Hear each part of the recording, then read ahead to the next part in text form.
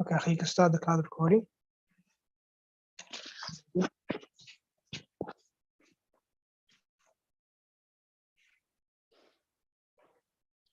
الله الرحمن الرحيم. الحمد لله رب العالمين وصلى الله وسلم على نبينا محمد وعلى آله وصحبه أجمعين. حياكم الله وبياكم أهلا وسهلا. Welcome everyone. Hope everyone's doing good inshallah. After a long break, which wasn't planned, I got sick last week.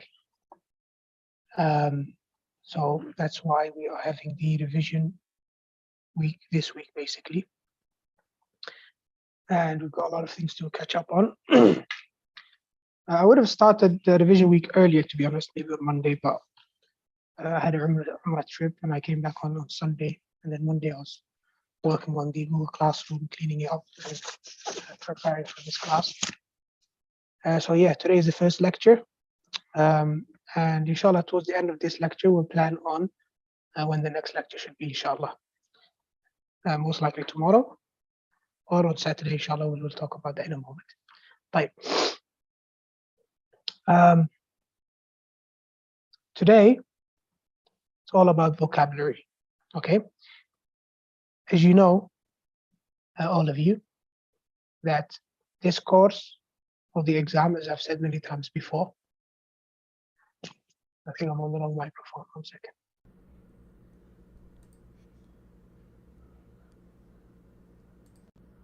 Okay, so I think my voice is much better now, isn't it?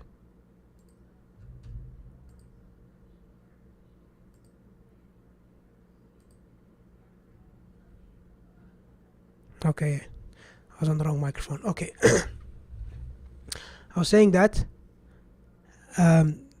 like I've said many times before, your Arabic journey or this course is mainly, it consists of 3 things, right? The 3 domains of the Arabic language, or any language for that matter, which is vocabulary, grammar, and sounds. Okay?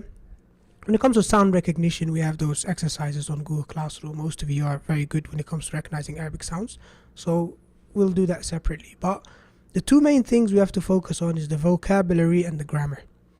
The vocab requires you to memorize as much vocab. The more vocabulary that you memorize, the better your understanding of the language, the better your usage of the language. So really the limiting factor, provided that you have a good grasp of grammar, is always going to be vocabulary. And this is a journey. Learning vocabulary never stops. Even myself, or anyone else for that matter, will always continue to gain and learn new vocabulary in the Arabic language. Arabic language is one of the richest languages when it comes to vocab. Okay, I don't think there's anyone that knows all of the words in the Arabic language. And just like Imam al-Shafi'i rahimahullah said, لا يحيط باللغة إلا نبي, that no one encompasses the language completely from all of its angles except for a prophet.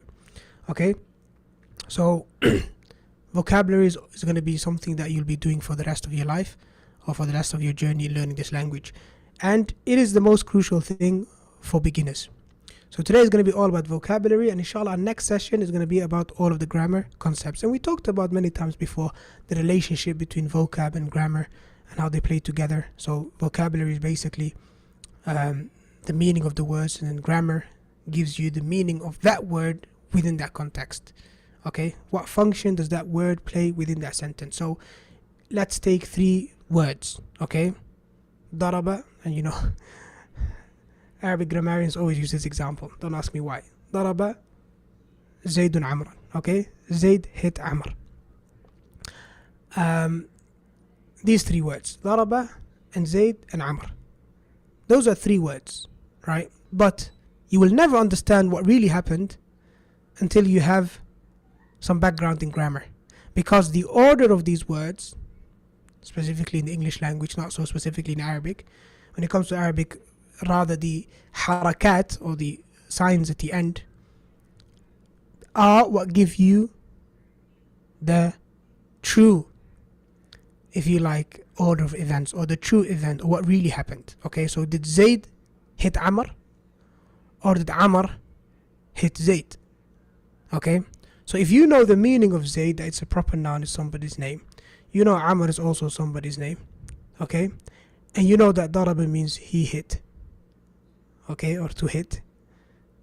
Just that knowledge won't allow you to understand the sentence ضرب زيد عمرا or ضرب عمرا زيد.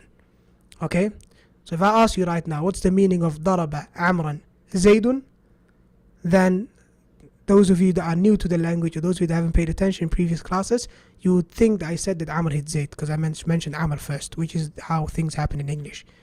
The first word mentioned is the doer, and the second word that comes after the verb is the object. That's not the case in Arabic. We talked about that before. The point I'm trying to make is that it's grammar, is your knowledge of grammar, which makes you understand that ضرب عمرا زيد means that Amr is the victim and Zayd is the perpetrator.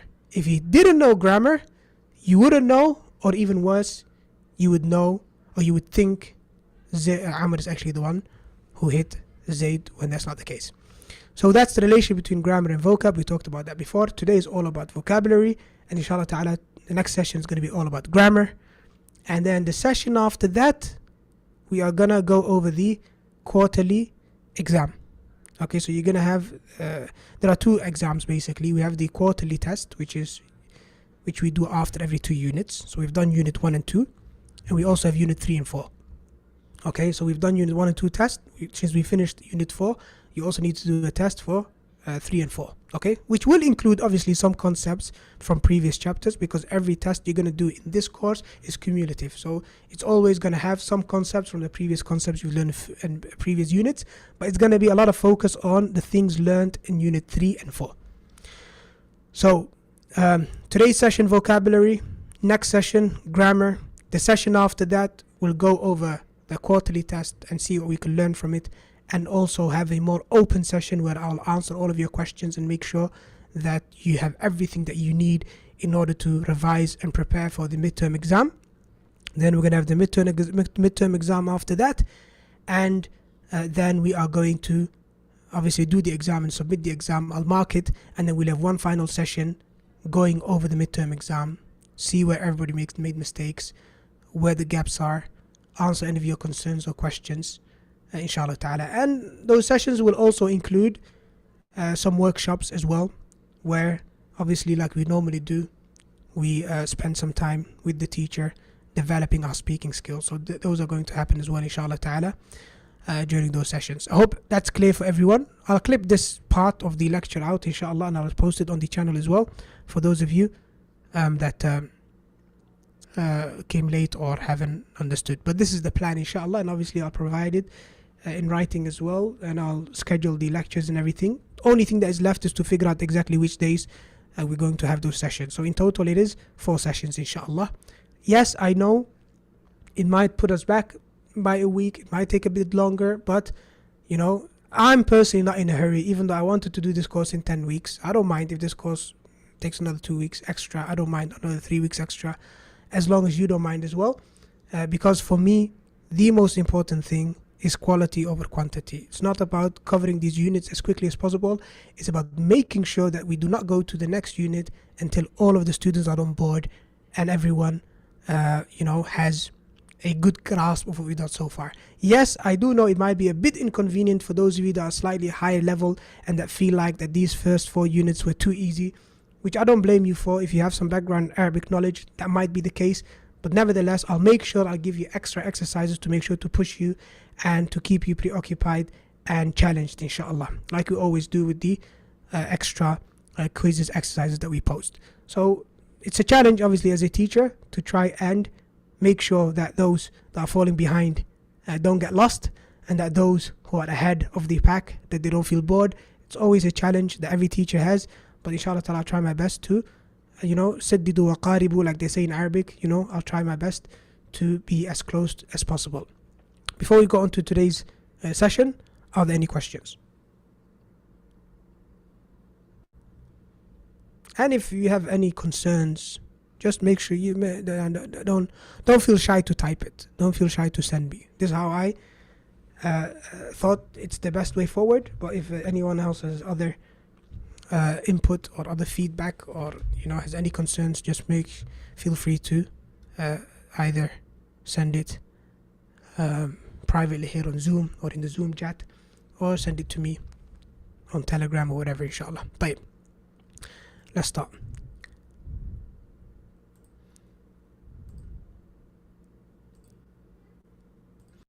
Okay, so the very first thing obviously is that you should join the Vocab session. Let me share the link.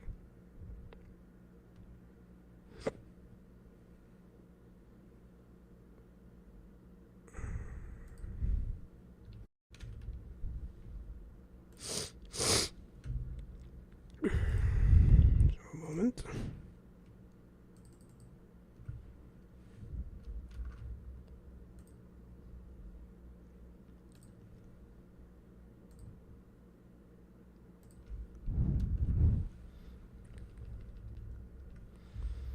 Okay, so you'll find the link in the chat. The exam at this point, it's written only at this point. The final exam will include some oral assessment as well, but at this point is only written.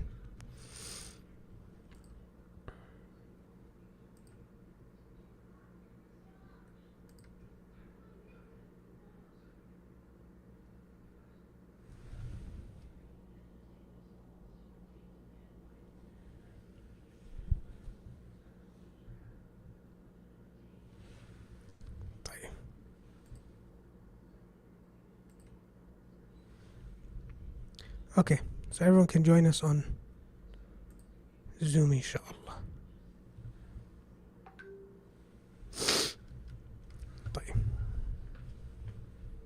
Sorry, on Vocab. Everyone should join us on Vocab.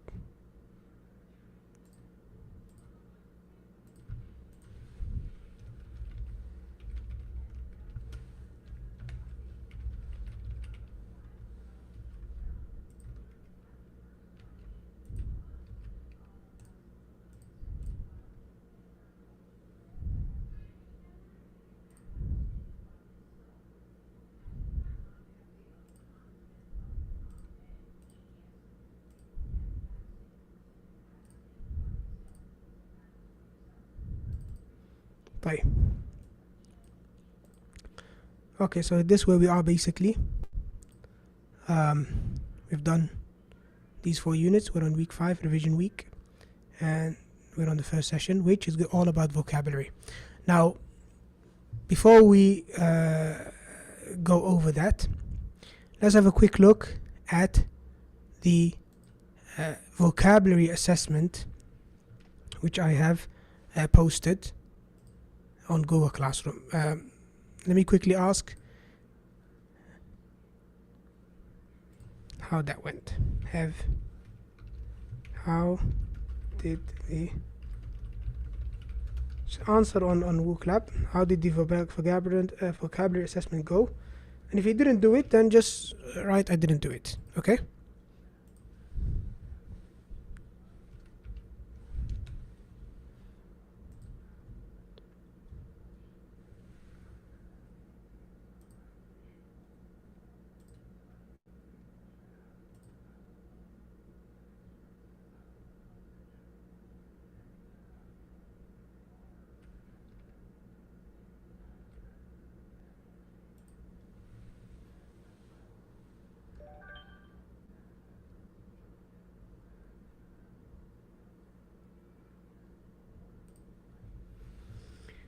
I'm just going to export the results so that I can preserve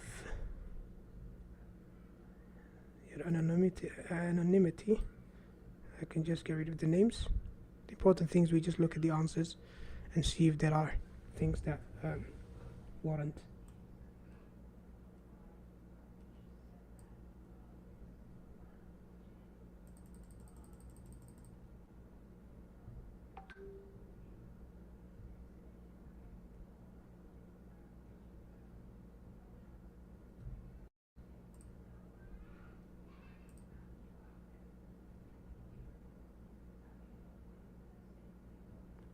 You need to log in. Just make an account, use Google, whatever. But yeah, you do need to log in. There's the link again. Just make an account on Vocab, inshallah, it's free. Let's check the answers. So here we have the answers if you like. As you can see, the first word is mudarris. Some of you wrote muallim, which is fine. Taliba, some of you wrote mudarrisa. And the important thing here, and I've checked this before, so I'm going to give you some insights here. Number one, you'll find that a lot of you made mistakes when it comes to the spelling of the word. Okay. So for example, here I've seen this mistake oftentimes whereby you mix up between the ta marbota and the big ta. Okay, so ukht comes with the big ta. Okay. Some of you made a mistake based on a misrepresentation of the sound. Okay, so here we have surah. Okay, so we know that sin and sad are two letters that are close to each other in the articulation point. So it is surah with a sad and not surah with a sin. Surah with a sin, it means surah, like a surah in the Quran. Surah Al-Fatiha, Surah Al-Baqarah, and so on and so forth. So this is a prime example of how your mishearing of a word translates into either misunderstanding on your part, as in when somebody says, for example, هذه سورة أخي, you might think he's saying this is a surah in the Quran called Akhi. Okay, when he's actually saying this is the picture of my brother. That's one thing. Secondly, that's when it comes to your understanding, or when it comes to you speaking to other people. Instead of surah, if you say surah, people are going to say surah, what surah are you talking about? Okay, so again, if you mix up between sounds, and that's why this is one of the 3 domains. We mentioned 3 domains when it comes to learning Arabic: vocabulary, grammar, and sounds. Okay, sounds is very much overlooked, but it's really, really important. So surah is different from surah. If you don't get your sounds correct, the way you recognize them or the way you produce them, then you will misunderstand people and people will misunderstand you. Okay, here we have usra. Some of you wrote ahl, which is fine, but it's not the word that we've learned in these units. So sometimes a lot of you write a word which is actually, in terms of Arabic it's correct, but it's not correct in terms of what we've done so far. Here we also have usra. Okay, as you can see here, someone wrote usra and they got an X. X means wrong. Okay, why? Because there's a difference between Hamzatul Wasl and Hamzatul Qata'. I'm sorry, but at this stage, you have to know the difference. Because they're going to be 2 different words. Okay? So usra, the Hamza in usra is Hamzatul Qata'. It's not Hamzatul Wasl. The Hamzatul Wasl normally is followed by a lam, or Hamzatul Wasl is used for verbs. Okay, so nouns only start with Hamzatul Wasl if it's followed by a lam. Okay? For the rest, if you have Hamzatul Wasl, that means it's a verb. It's actually one of the signs of a verb. Okay? So for that reason, to write usra without the Hamzatul Qata', okay, because not having Hamzatul Qata' means Hamzatul Wasl. So let's get that straight as well. If you don't add that little Hamza on top, the Hamzatul Qata', and those of you that have done the Quran reading course will know what I'm talking about. Those of you that don't know it and that are maybe this is new to them, then Hamzatul Qata' is obviously the normal Hamza that you know. Hamzatul Wasl in the Quran is written like a small, kind of like a sad, but when it comes to modern standard Arabic and outside the Quran, they don't write it. Outside the Quran, just a long alif without Hamza on top is Hamzatul Wasl, specifically when it's at the beginning of a word. Okay, so for that reason, all of you that wrote usra without the Hamzatul Qata', for example, this one over here, I hope you can see it. This one, look at the difference between these two. Okay, this one has Hamzatul Qata', correct. Okay, usra. I don't know why it gave wrong. This one is correct. I don't know why this is correct and this is wrong. I don't know, I have to look into that. Nevertheless, this is correct and this one is wrong. Why? This one has Hamzatul Qata' and this one doesn't. Okay, I hope that's clear. When it comes to Jad, again, you can see at the percentage of how many people got it right here at the beginning, here at the bottom, which helps you to understand how everyone done on those particular words. Here, if you want to find akh, the biggest mistake, most people, more than half, got it wrong because of hamzatu al-wasl and hamzatu al-qata'. Yes? So particularly, you're going to find two things. You're going to find words with hamzatu al-wasl or qata'. It's going to be a very low percentage. And you're also going to find words with shadda. It's also going to be a very low percentage. Why? Because a lot of you didn't write the shadda. When I did mention in the description, as clearly as possible, I said, what did I say? I said make sure you write the shadda. Why? Because the shadda denotes another letter. Okay?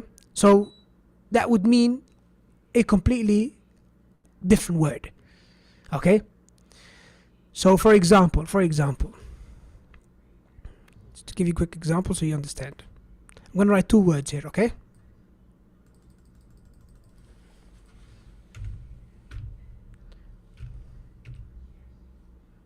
Okay, so both are not going to have any harakat.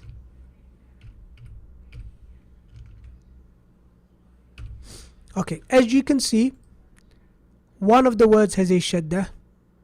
Sorry, albeit on the wrong letter. Let me correct it. Okay, as you can see, one of the words has a shadda and the other one doesn't.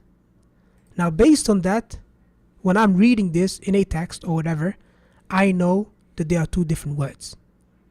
Who can tell us? You can put your hand up in Zoom. I'll unmute you, or you can just post it in the Zoom chat. So what word is this one? The first one on the right. And what word is this one on the left? Okay. So how would you read this one? Mudarrisa. Yes. Okay, so the first one is mudarrisa. Okay, how about this one? Naam. Teacher, female, in school. You see the difference? So this one is mudarrisa, and this one is madrasa.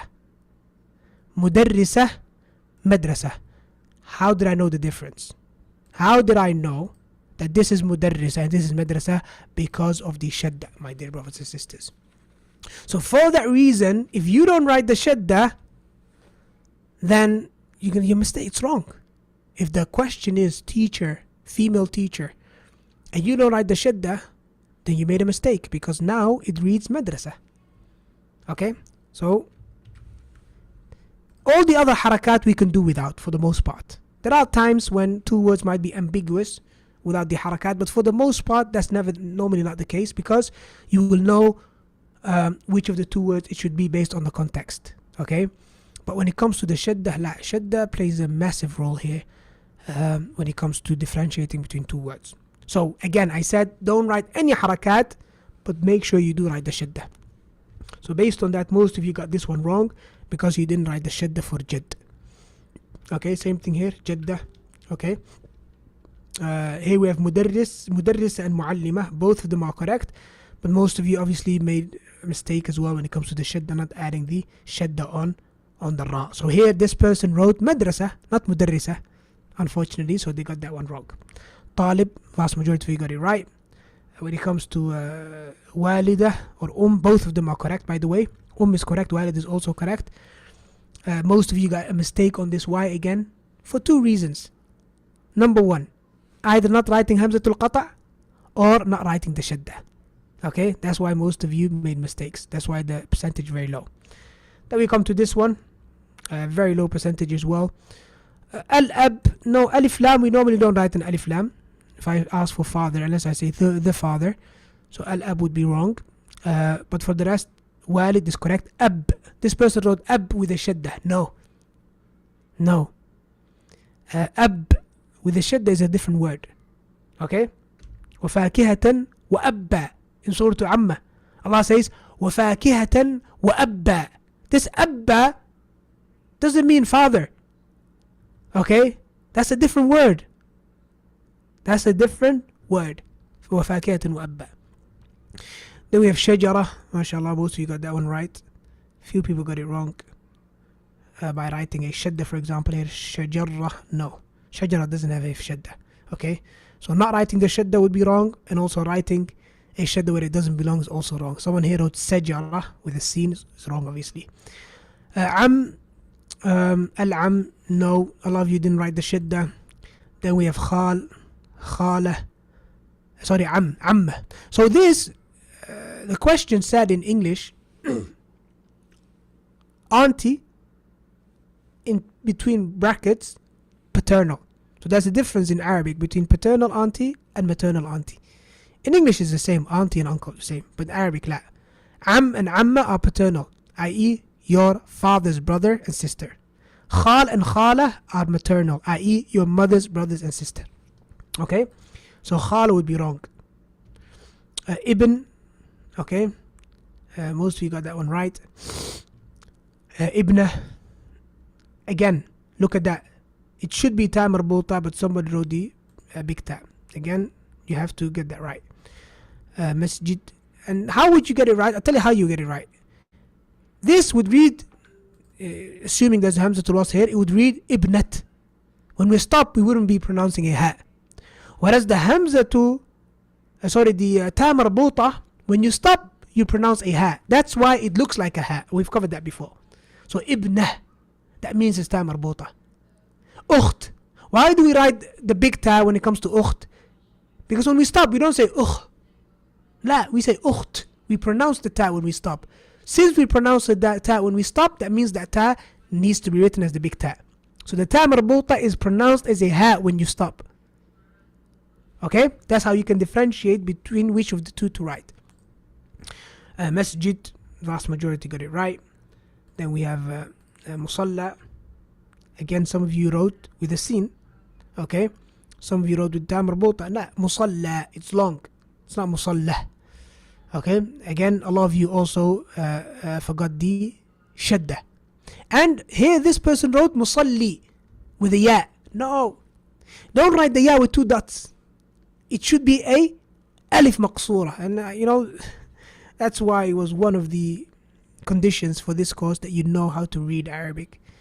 So those of you that have done the Quranic Arabic Quran reading course, you know exactly what I'm talking about. Okay? Alif maqsura and ya. This is the difference when it comes to knowing the difference. This is the difference when it comes to these two letters. This is the difference that they make. Musalla means prayer room or place of prayer. Musalli means someone who's praying. Okay? And automatically, if you add the ya, I am going to pronounce the lam with a kasra. You add alif maqsura, I'm going to pronounce the lam with a fatha. Because alif maqsura has to have a fatha before it. Okay? طيب.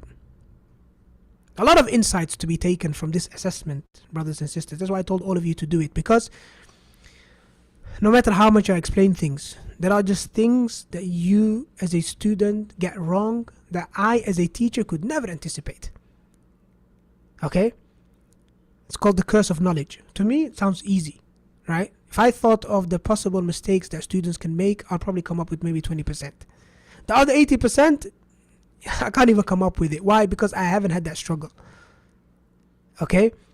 Or I'm not having it now, at least. So it's very difficult for me to come up with these weak points. Okay? That's why these sort of assessments are very important, because it gives me as an insight, and it gives all of you also an insight. Hayya bina is the correct one here. Another mistake, again, this is something we also have to learn from, which a lot of you get wrong, which is spacing. Spacing. Hayya bina. Two different words. Okay? So for that reason, there has to be a space in between. So hayya bina over here, this is wrong. Why is it wrong? Because there needs to be a space here. Okay? And a lot of you made that mistake. A lot of you didn't add the shadda on the hayya. So this, as you can see, this is probably the lowest score here. 33%. And some of you, obviously, I think, look, I appreciate that you know alternatives. That's great. Okay? But nevertheless, in this particular course, I have to assess you based on what you've learned. I can't assess you on what you know outside the course. So, linamshi, okay, that's okay. It's a dialect, okay? Other people, they use that. But that's not what we've learned in the book. Yalla is correct. Yalla, no problem. It's Arabic, okay? But it's not what we learned in the book. Sanadhab, okay? That's not what we learned in the book. Even though sanadhab is not the same meaning. Yalla, linamshi is similar meaning. Sanadhab, la. Sanadhab, it means we will go. Doesn't mean let's go. It means we will go. Okay, so let's go is more of a more of a imperative, if you like, sentence, as in it's kind of like a command telling you let's go, telling you to do something. Whereas sanadhab is more of a khabar, it's more of a information that we will go. Okay, it's not imperative. طيب, نظارة, nazara. You see why? Difference between dha and zai, massive difference. Okay, has to go back to the sounds. نظارات, ta, this big ta at the end. لا, incorrect. Okay, ظريفة, لا, لا. Okay, what's happening here? Okay, معطف, غرفة. I think for the most part, for the rest of the words, it's just similar points. عرفة, a lot of you wrote عرفة instead of غرفة. حمام with the shidda. Okay, now again, حمام means toilet, حمام means pigeon. Difference. They're two different words. Those of you that wrote حمام without a shidda, you wrote a different word. You wrote pigeon. Okay, whereas حمام means toilet. يتوضأ, يتوضأ, this is wrong. There should be a hamza here at the end. So يتوضأ here without the hamza is wrong, because now I'm going to say يتوضأ. لا, it's يتوضأ. You see that glottal stop at the end where we come to a stop? That's the hamza. يتوضأ, like you say مؤمنون. Okay, so the hamza here at the end is very important. So a very low score on this one. يقرأ as well, a very low score, mainly because again hamzatu al-qata'. So inshallah next time we do this similar exercise, I hope to see a massive improvement when it comes to this. يصلي, okay, some of you wrote seen, some of you wrote, look, يصلي is not with the alif مقصورة. لا, يصلي has to be with a ya, has to be with a ya. يصلي. Adhan, again hamza is missing over here. Al-fajr, fajr, okay, that one's correct for the most part. As-sabah, la. Then we have أولاد, hamza, again hamza is missing. Bait, most of you got that one correct. شقة, shadda is missing again. Raqam, most of you got that correct. Hay, hay is correct. Hayya, interesting one. Someone wrote hayya with the ta marbuta. Hayya means snake, not neighborhood. Hayya means snake. فإذا هي حية تسعى, Allah says in the Quran about Musa alayhi salam. When he threw his staff, it became a snake. حية, حية. That doesn't mean neighborhood. It means what's it called? Snake. يسكن, يعيش. Again, يعيش is fine, but that's not what we've done.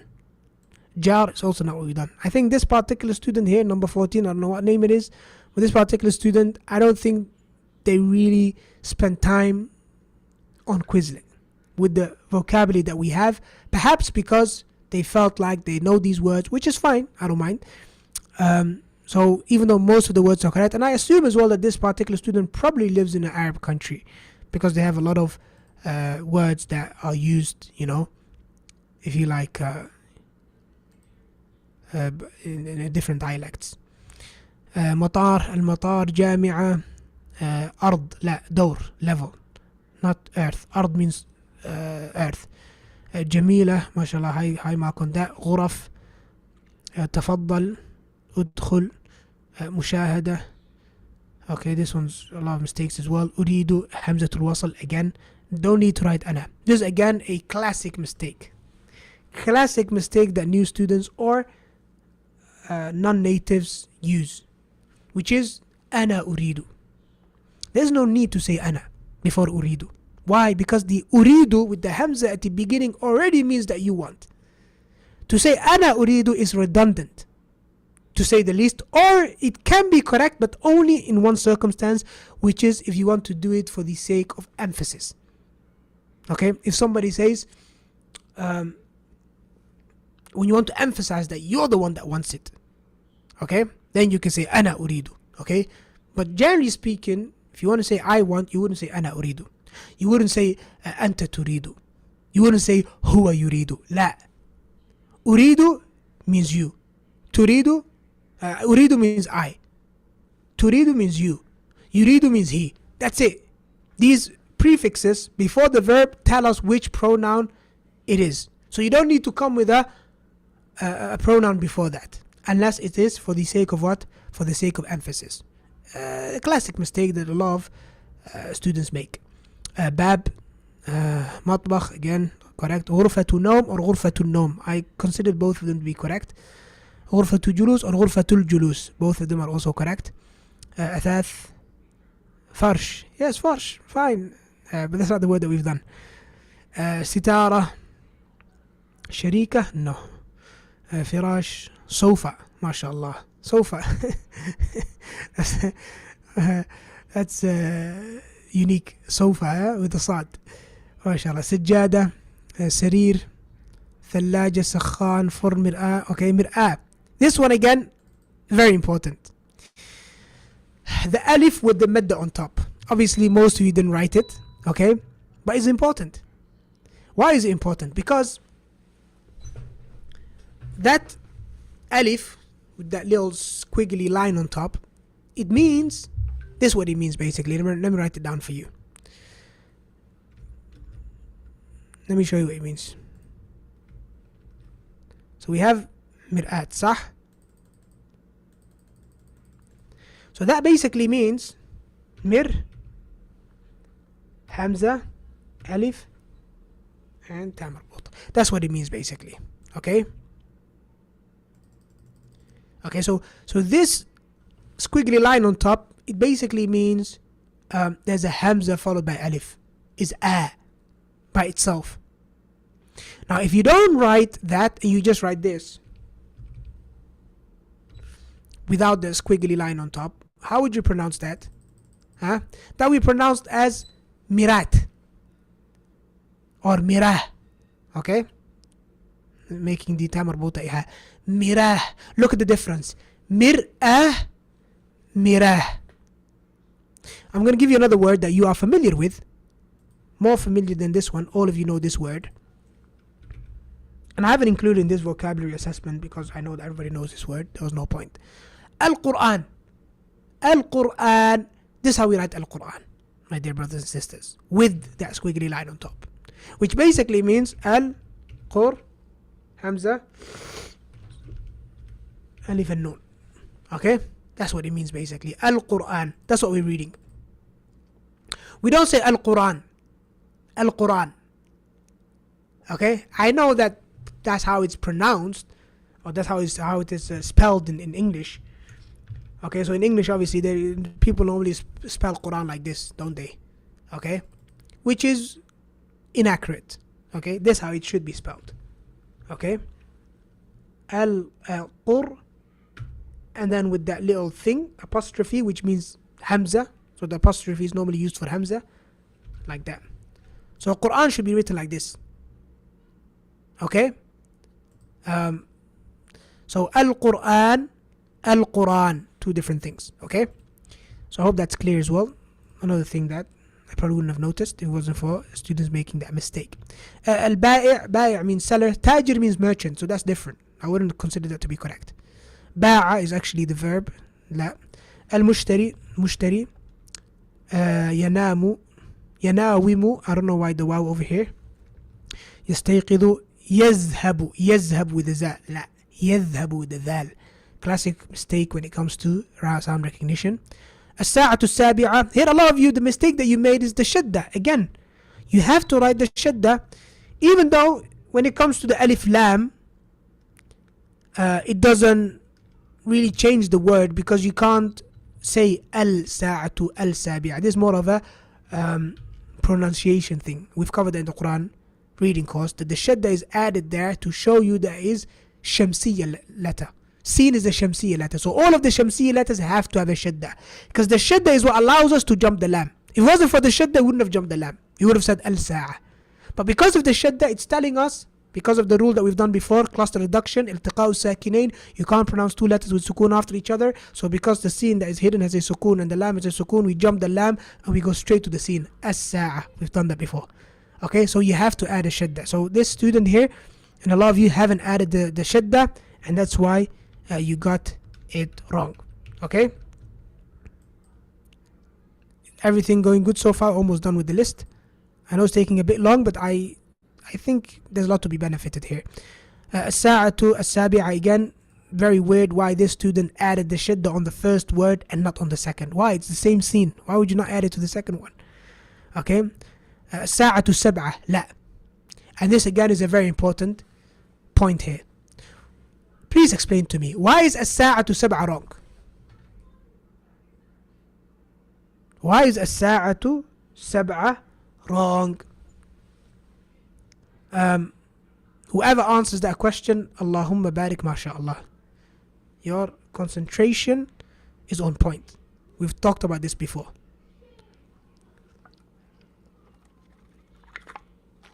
In other words, what's the difference between as-sa'atu sabi'a and as-sa'atu sab'a? Okay, like this person answered here, as-sa'atu sab'a. Naam, mashallah. Jazakallah khair. Someone sent it to me in private. So since they send in private, maybe you don't want your name to be known. I don't know.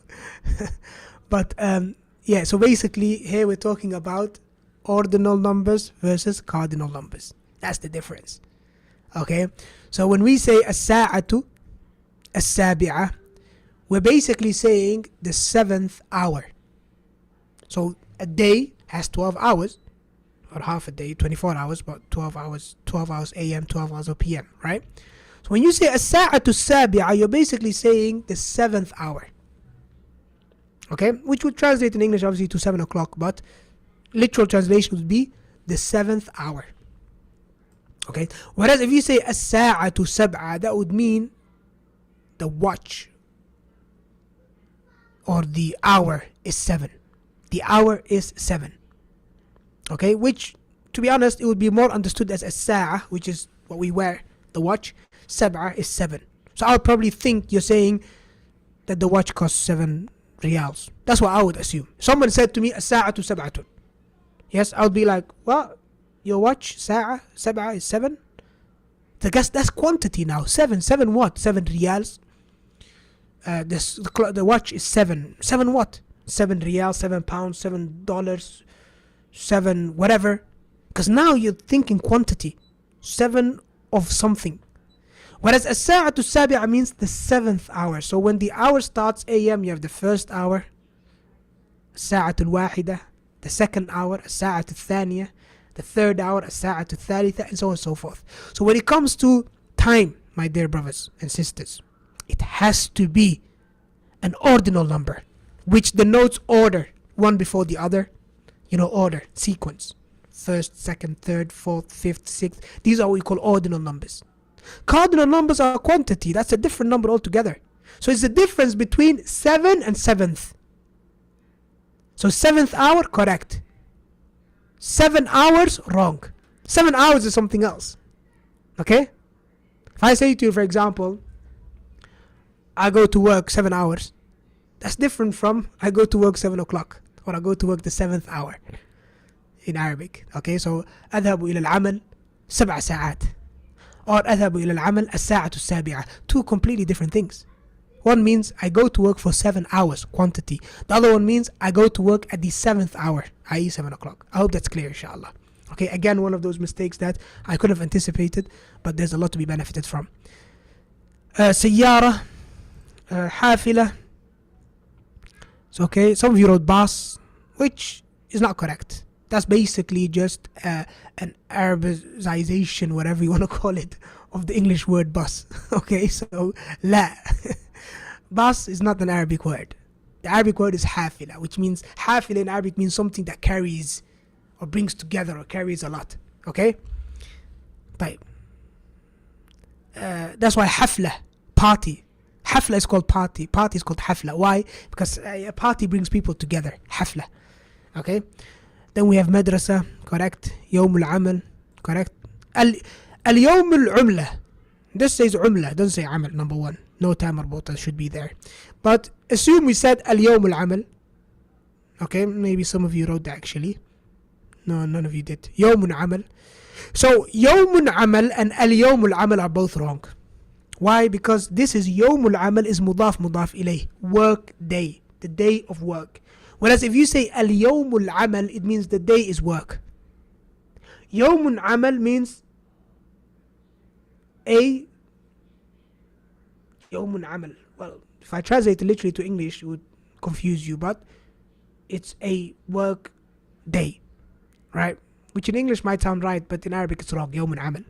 Okay? طيب. So يوم العمل, it has to be مضاف مضاف إليه. يوم العطلة. You can't say يوم العطلة. You can't say اليوم العطلة. لا. Okay? Why is اليوم العطلة wrong to start with? Who can tell me? Why is اليوم العطلة wrong? Something we've done before.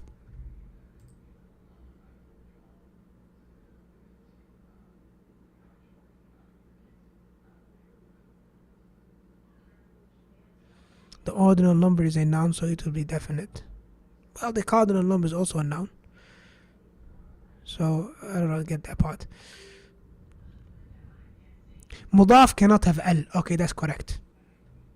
Okay, so, that's correct. So, mudaf, when you have mudaf, mudaf ilayh, two words that make that phrase together, the associative phrase, the first one can't have alif lam. If we do add the alif lam, al-yawm al-yawm al-utla, what would it be? Now it would become what? Al-yawm al-utla. What's that? Al-yawm al-utla. SubhanAllah is meant to be vocabulary day. We end up doing a lot of grammar. Because again, grammar and vocabulary day go hand in hand. Specifically when it comes to these words that, come together. These words that together make this, if you like, murakkab. It's called murakkab. How would you say that in English? Compound word. Okay? Yeah, so yes, موصوف صفة أحسنت. So if you say اليوم العطلة, this would become noun and adjective. And that's wrong because عطلة can't be an adjective. You can't use عطلة as an adjective.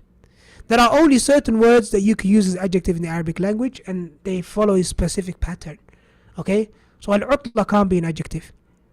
Okay? طيب. أطباق, again, typical mistake when it comes to sound. Okay? صحان. لا. That's not the one we've done. Which actually would be صحون, it would be صحان. يكنس, correct. ملابس, some of you wrote libas, I remember. يغسل, correct. يكوي, some of you wrote يقوي. لا, يقوي means from قوة, means from strength. كتاب, صحيفة, some of you wrote جريدة. جريدة, لا. جريدة is more like a magazine. Okay? Which, I don't know. تلفاز, okay. يشاهد, he watches. الصباح, كبير. مبكر and مبكرا. This one, both of them are correct. مبكر or مبكرا. Obviously, it should be مبكر. That's the noun by itself. But in the book, it says مبكرا because that's the context in which it came in the actual dialogue. مبكرا as a حال, what we call in Arabic.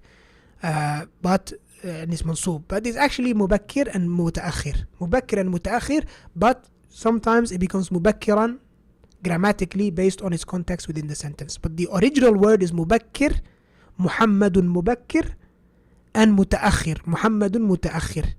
Okay? Okay, mashallah. These are the scores without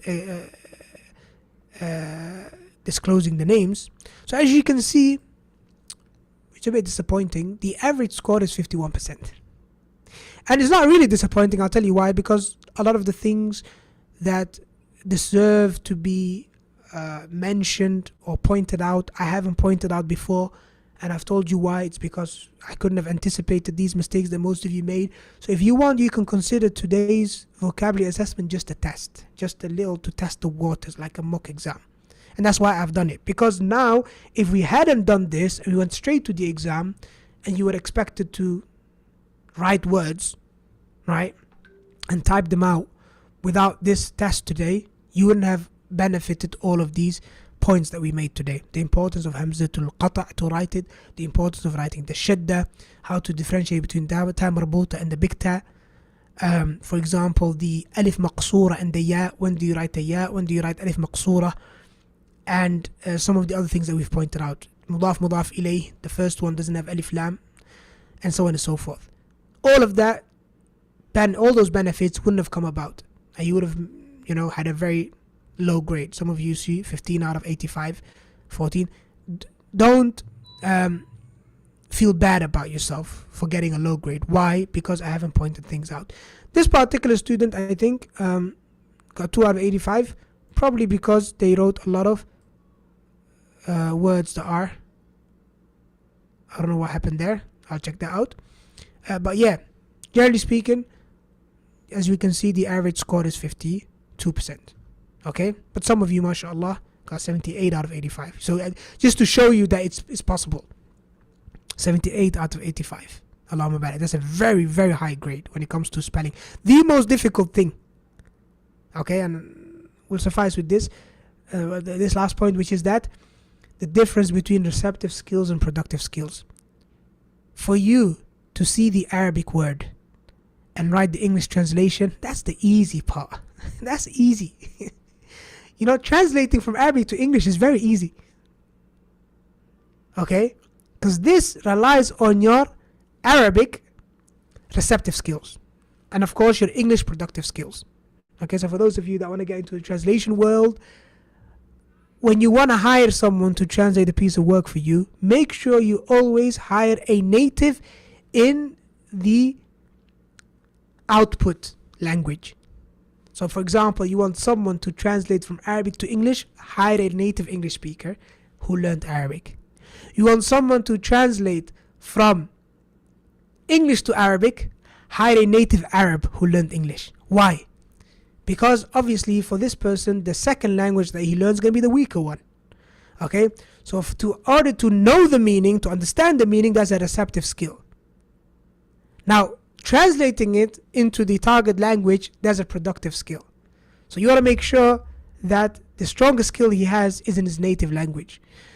Why do I make that point? I make that point here because right now, for you to get 78 out of 85 for writing these Arabic words is a very high mark, because now you are actually doing a productive skill. You're writing in the target language, much more difficult.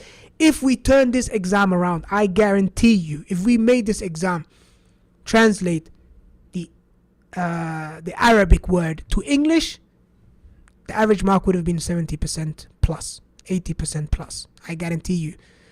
Okay? So this is the most difficult skill. This is the skill that most people overlook. Okay? We've got a lot of people that understand Arabic, but they can't speak Arabic, they can't write Arabic. So when it comes to reading and listening, that's the receptive skill. Easy. When it comes to writing, speaking, that's the difficult one. And those are the skills that need a lot of work. They need more resources. It needs to be delivered via workshops, because the teacher needs to give you immediate feedback, direct feedback, you know, so that you can learn from your mistakes, and so on and so forth. So I say mashallah, well done. I think the highest grade we've got here is 79 out of 85. Obviously, maybe there are some mistakes when it comes to the answers that I've put there, so I'll make sure I'll go over that. If I see, then I'll update the correct answer, which will possibly give some of you even high marks. But yeah, it's a wide range here. So we've got 2 out of 85, we've got 79 out of 85. So some of you, mashallah, well done, and some of you, there's a lot of work to be done. Taib, barakallah fikum. Any questions before we go on to talk about the vocabulary in a different light? Okay, we're going to do something new, inshallah, today. I need to know my score, please. Okay, inshallah, you got to know your score, no problem. Yeah, sorry, I did point this out in Google Classroom, which is the first couple of students who did the assessment, the first 5 or 6 students, there was a mistake. And I corrected it today in the morning, which means that those 5 or 6 students, you're going to have to manually mark your work, okay, because the answers didn't upload, okay? So I'm going to message you, those 5 students, in private, inshallah, and I'll send you the answer keys, so that you can manually mark your work and find out what mark you've got, inshallah. Or if you give me some more time, then I can mark them for you myself. Any questions before we go on to the next point? Number 1. Actually, let me post this on WooClap. One moment, please. How did the vocabulary assessment go? I done some of it. Good refresher, made me notice which words I need to focus on. Most mistakes I did was missed out the alif. Struggled to remember some words. Also, remembering spelling was difficult. Yes, I know it's difficult. I've said that. It was long. Okay, that's another point. Yeah, it was long. Because we tried to do all of it in one go. But inshallah ta'ala, going forward, we're going to be doing this every week. Weekly, we learn about 20 new words. Okay, so now we try to do all 4 units, so I know it's long. But inshallah, next time, every week, we'll do like 20 words, and that shouldn't take that long, inshallah ta'ala. طيب.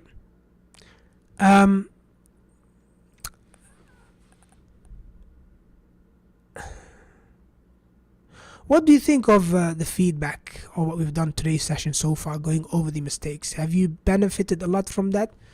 So, because I'll be honest with you, the reason I asked this is because I want to change the approach a little bit, whereby, what do you think of spending time on going over your answers?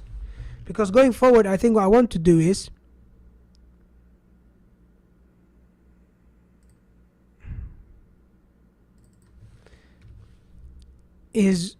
publicly go over your work. So obviously a lot of you do, going forward, for you to know, starting from unit 3, I think, or unit 4, there's going to be a lot of writing involved. So a lot of the answers now going forward, you're going to have to actually produce and write.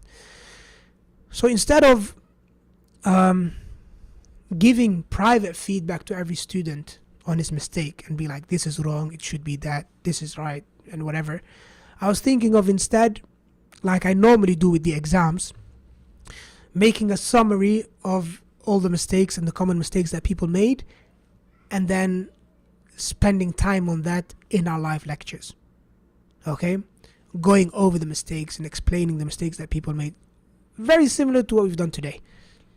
Okay, what do you think of that approach? Because I think it's very beneficial, and I want to, do that going forward.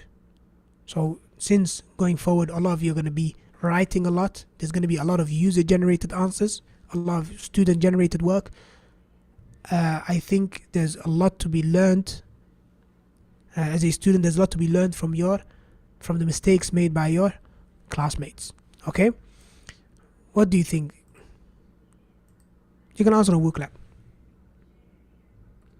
Very beneficial, alhamdulillah. I didn't think the Hamza was a big deal initially. This review highlighted its importance, same with the Shadda. Yes, it was very beneficial, alhamdulillah. Okay, alhamdulillah, that's great. Good to hear. Beneficial, but the problem is retaining the spelling of words. What is best technique? We'll talk about that. One of the things that we've mentioned today, and inshallah we'll elaborate on that more, how to differentiate between ta marbuta and ta, the big ta, hamzatul wasl, how to know when to write hamzatul wasl and when to write hamzatul qata', how to know when to have alif maqsoorah or a ya. So these are things to do with dictation, okay, writing. We'll benefit, we'll spend more time on that, inshallah.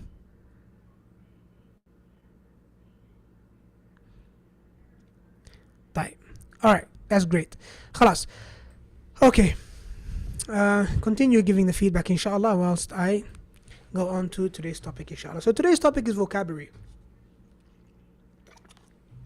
as you know. So we talked a lot today about the actual spelling. So far we've been talking about the spelling. The next thing that I want to point out that we're going to be talking about today is, when it comes to vocabulary, yes,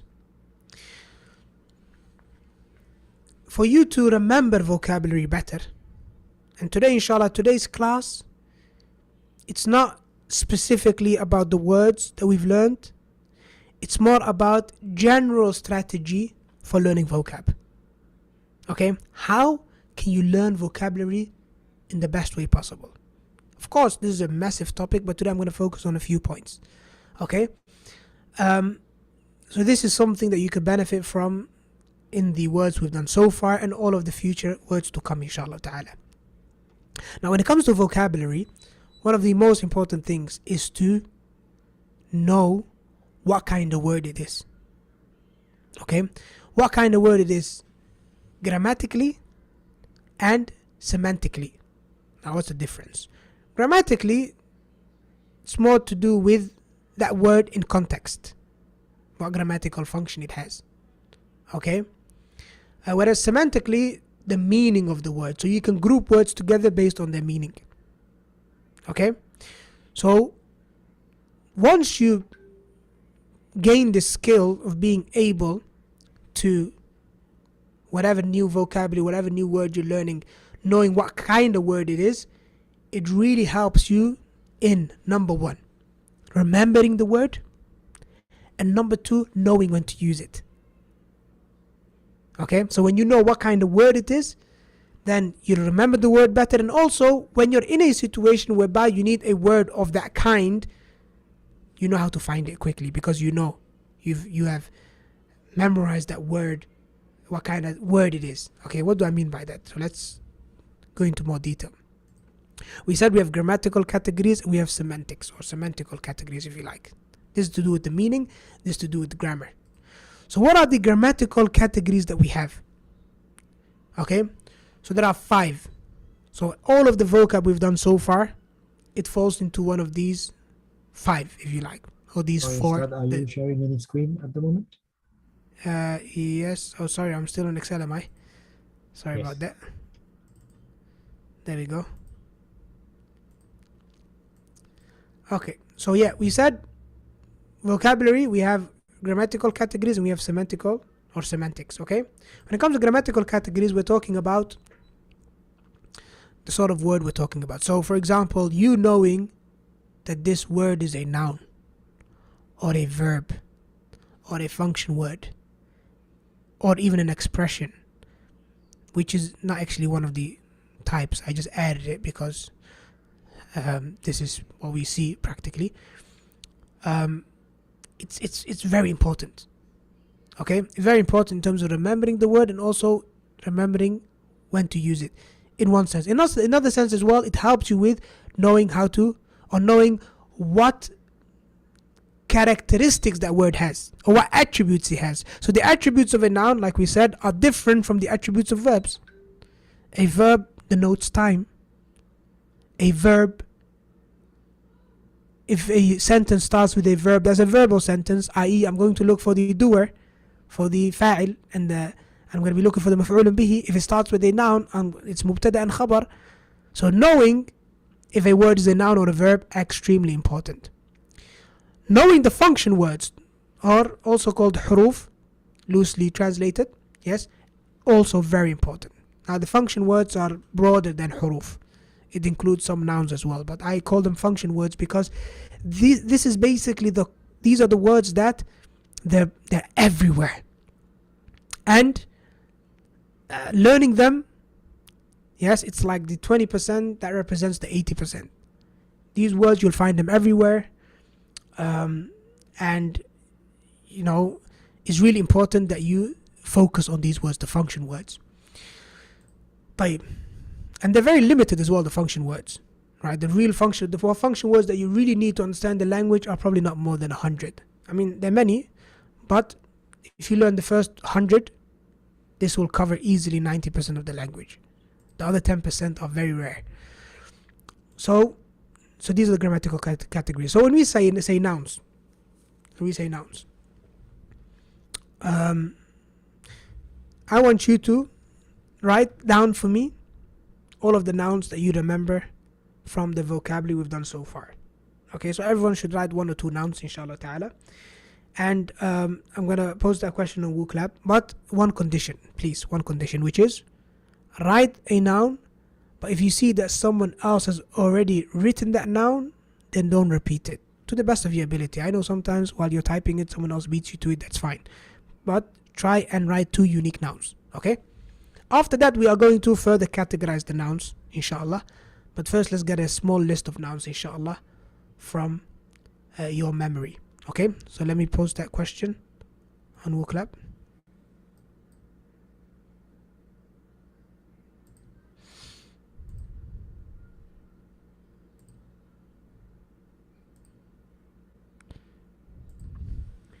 Okay, right to nouns. So now, obviously, we're going to see if you know what nouns are. Some of you might end up writing function words. Some of you might end up writing huruf or af'al. Now, when I say nouns, please try to avoid function words, because I know some function words are also nouns.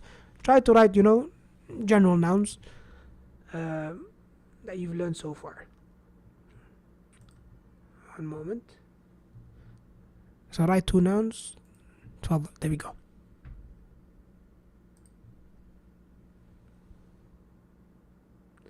May we have the WooClap link, please? If somebody can repost that, maybe I'll do it.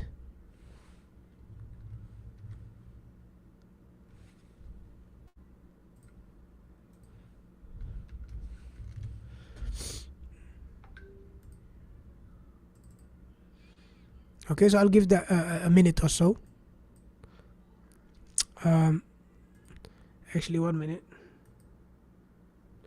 I thought you can't see other people's answers because 1 minute. I need to change that. 1 second, please. I need to get rid of moderator.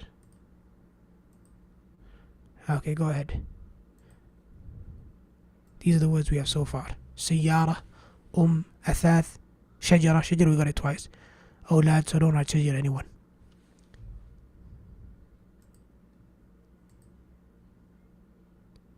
Okay, try to write them separately if you can. Write one word and then write the other word. Don't write them together as one entry. Okay. كتاب, باب, البائع, قلم. Okay, so far so good, mashallah. أولاد. شجرة again. Don't write شجرة again. مطار. بيت. غرفة. عم. Okay. Foreign. There are some actually words, vocabulary that were part in the book, but I didn't include because they were function words. So the function words, I didn't add them to the 85 words that we've done today as a vocabulary assessment. Okay? I've excluded the function words. And a few noun types as well. طيب, ممتاز. You can continue, inshallah, writing it, those of you that haven't done so yet. So, based on what we have so far, yes, and based on what we've studied so far, the vocab that we have so far, there are a few categories of nouns that we should pay attention to. Number 1. First one are proper nouns. Okay? Proper nouns, i.e. names of people. I excluded them from today's vocabulary list. Why? Because they're easy. And they're not even translated, generally speaking. So Muhammad is Muhammad. In Arabic, in English, in French, it's still Muhammad. Okay? Country, France is France. Okay? It might be slightly different in Arabic, France, but it's still the same thing. Okay? So proper nouns, names of places or of people or even organizations. Okay? So people, for example, we have from the book, we have Khalid, we have Khalil, we have Ammar. Remember all these words? These are the names of individuals. You don't need to memorize these. Okay? You don't need to memorize these. Names of organizations, that obviously we haven't covered yet in the book. Anything we do have in the book so far, I'm going to bold it. Okay? So people, we've seen people. We've seen places as well. Give me an example of a proper noun of places. Obviously, you can have continents. Africa, Afriqiya, Asia. These are continents. We haven't covered those. But we have covered countries though. Okay, so countries such as the ones we've done, Masr, Turkey, Syria, again, proper nouns. Not that important for you to memorize. Okay? We also, sometimes a proper noun can also be something abstract. What do you mean by abstract? So we have abstract nouns, we have concrete nouns. Abstract nouns are basically nouns of things that you can't touch. Things that are not physical. Ideas. Okay? So some of the abstract proper nouns that we have, can somebody give us an example from the words that we've done in the book? So can you think of a proper noun of something that, was abstract, not something you can touch or feel? Okay? So we have, for example, calendar days. The calendar days. These are proper nouns in Arabic and in English if you like. As-Sabt, Al-Khamis, Al-Ahad. These are proper nouns. Okay? We have holidays like Eid al-Adha, Eid al-Fitr. We haven't done that in this book, but so far we haven't done it. But there's another example. Some religious terms as well, like Al-Islam. Okay? Something abstract you can't touch. Al-Quran. Okay, I'm not talking about the Mus'haf, of course. I'm not talking about the Mus'haf. The Mus'haf is physical, you can touch. But the Quran that we recite, the words that we recite, which are the words of Allah subhanahu wa ta'ala. Yes? Okay? So all of these are what we call proper nouns. Proper nouns, it refers to a single entity. It's one thing, you know what it is. And when it comes to Arabic, they play a very important role when it comes to grammar as well. Because when you come across a proper noun in a sentence, for example, a sentence that is jumla ismiya, and you see a proper noun, you know it's going to be the mubtada automatically. Okay, that helps you in that sense. Okay, and so on and so forth. So proper nouns, sometimes they have a tanween, even though tanween is not a sign of something being definite, but it is definite. Why? Because it's a proper noun. Okay, type. So these are proper nouns.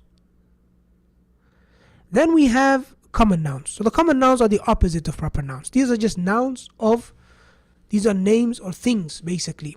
So for example, we have person. Okay, so some of the things that we have when it comes to people, we've got occupations. You can think of all of the words that we've done in this particular 4 units, we can put them somewhere within these categories, and we're going to do that inshallah. I'll share like some kind of table with you. Okay, so now when we say occupation, automatically a whole list of words should come to your brain, should come to your mind based on what we've done so far. Muhandis, talib, mudarris, and the female counterparts, mudarrisa, muallima, muhandisa, tabib, tabiba. All of these are occupations. Okay, we have words that are, relation, or if you like, well, you can call them family members if you like, but no, I'm not going to call them family members. I'm going to call them relation. Someone's or something's relation to something else. It doesn't have to be a family member. So for example, we have family members such as ukht. The moment you hear the word ukht or akh or ab, this is relative. Whose father? Whose brother? Whose sister? Just ukht is not good enough. These words are like words that are related to other words. Okay? And if you like, some are family members and some are not. Like, for example, your teacher. Yes? Okay? And why is it important to think of words like this?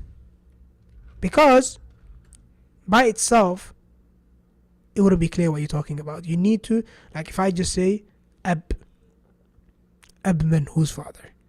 Okay, unless you say al-ab, the father, then that would be our father. Okay, and so on and so forth. So that's a whole group of words can come underneath this. Another one, active participle. I don't know, it's a bit too complicated. It's not complicated actually. Active participle is words such as al-ba'i', al-mushtari, which, seller and buyer is not really an occupation, is it? But it's the action that person does. Okay? Al-mushtari, the buyer. It's a noun, isn't it? It refers to a person, doesn't it? But based on what? Based on the action that he's doing.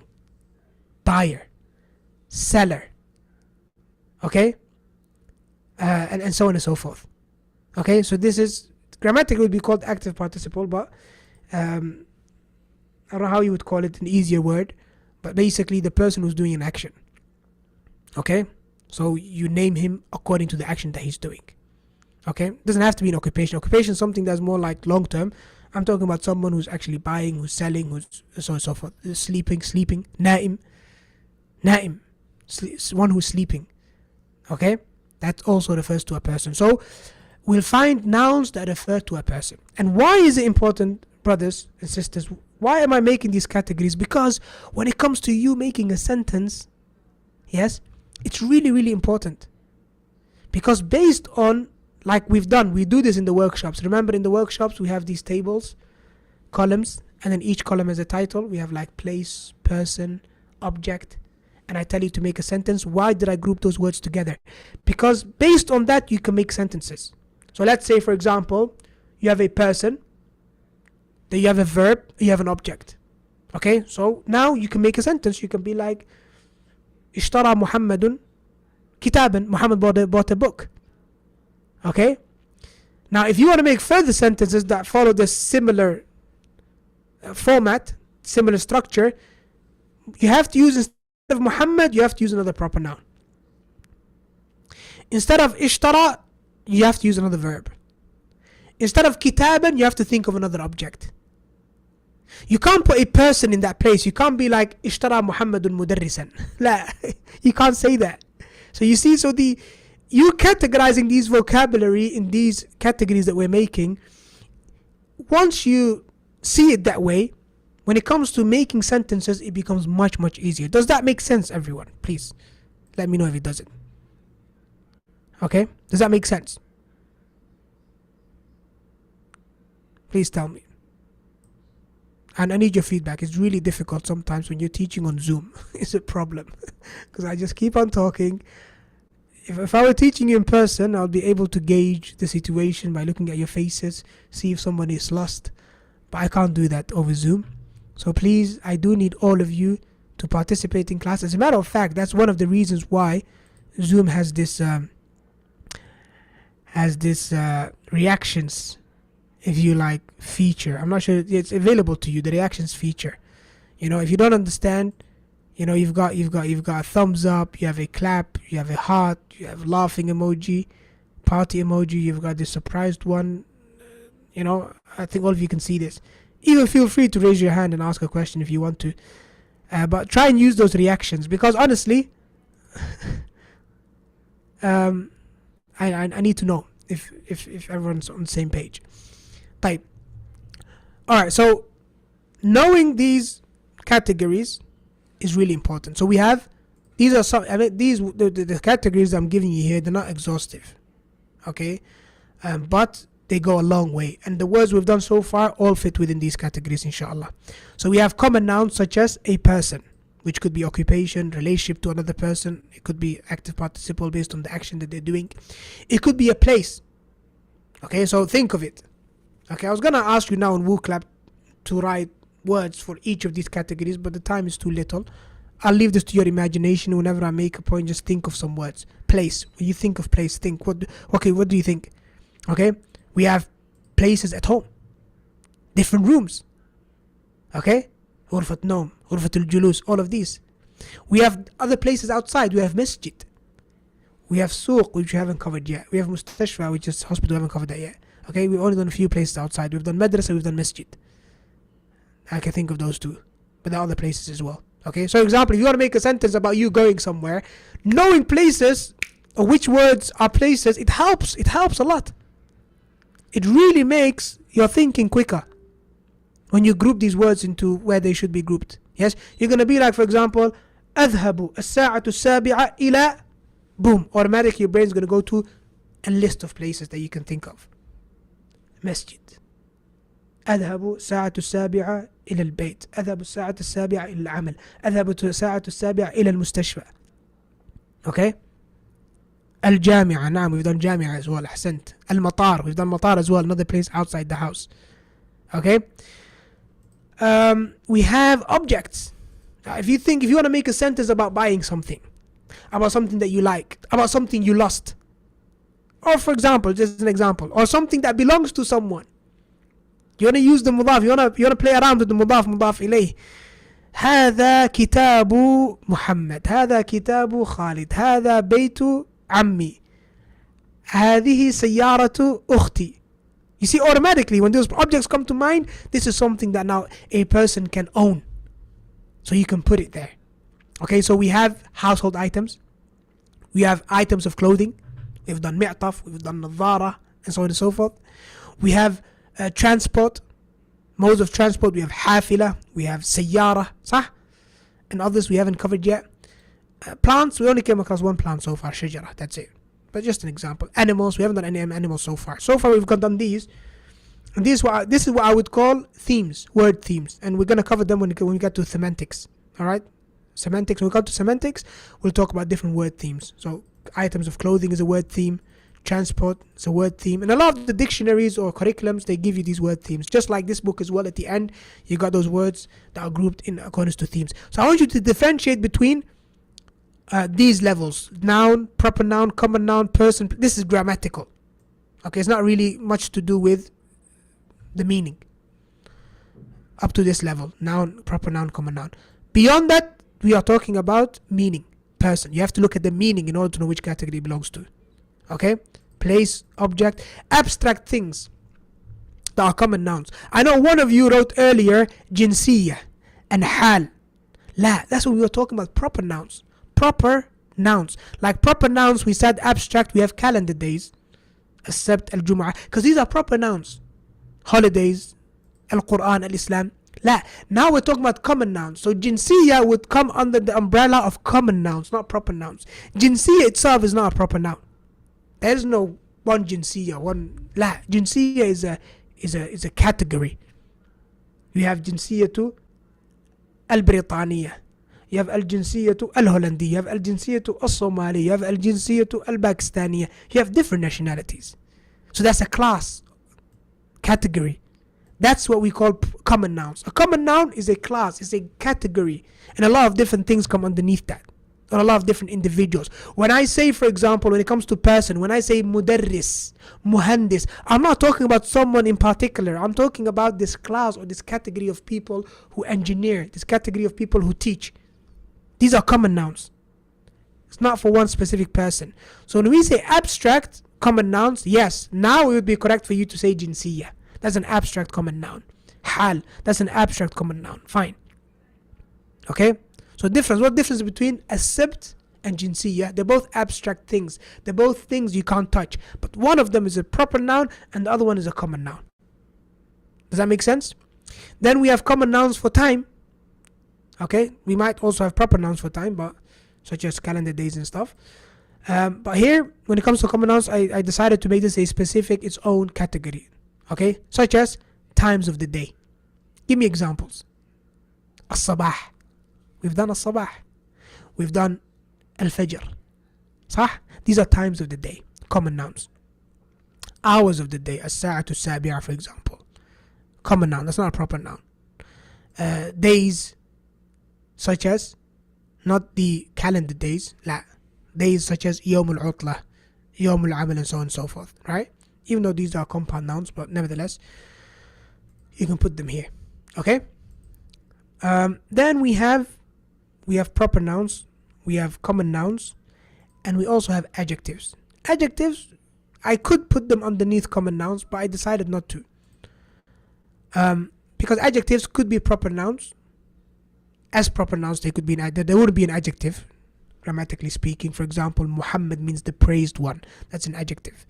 Or for example, someone's name might be Hamid. Someone's name might be Kabir, which means big. Okay, so his name is Kabir. That's a proper noun. But originally that word was an adjective. Jamil. Jamil, some people are called Jamil. That's, as a name, it's a proper noun. But if I say, for example, I need to stop using the word Muhammad. Let me use another word, Khalid. Khalid and Jamil. Yes? Then Jamil will be an adjective. It will be what? An adjective. As in a description of Khalid. As opposed to Khalid and Qabih. Khalid is ugly. Khalid and Jamil, Khalid is beautiful. Okay? So that's an adjective.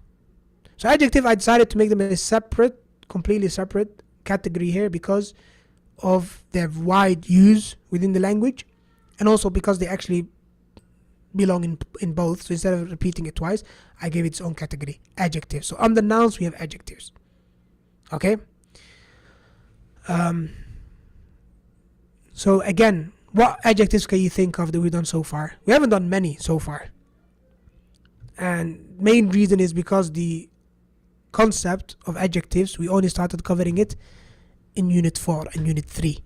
But you can rest assured that the coming units you're going to have come across a lot of adjectives, because adjectives is what gives, it's like the spicing on your language, right? You can talk without adjectives by all means, but your speech will be so dry. Your speech will be so dry. But when you use adjectives, you give it meaning. For example, ذهبت إلى البيت الجديد. Or for example, you can say ذهبت إلى السوق واشتريت تفاحا لذيذا.